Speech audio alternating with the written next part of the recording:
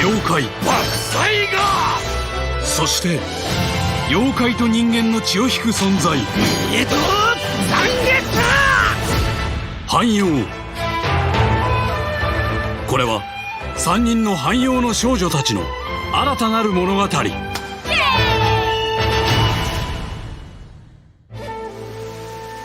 私は死んでいたのか。もう刹那を危険な目に遭わせたくない。一体何が。いろいろあって大変だったんだよ。さよ犬屋さんの娘の師範用だな。さあ、朴仙王さんってすげえ。このわしに知らぬことなどない。双子の藩妖たちが気を呼んでおる。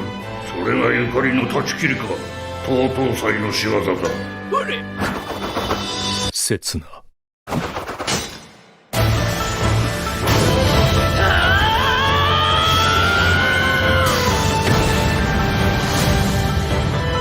キリン丸、私たちは逃げも隠れもしない。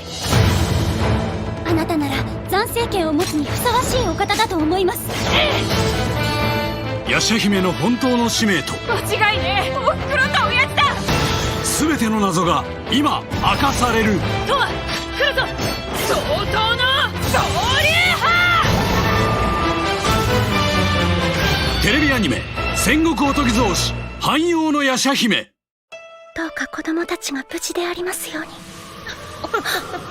殺生丸様と待ち合わせですか。どなたですか。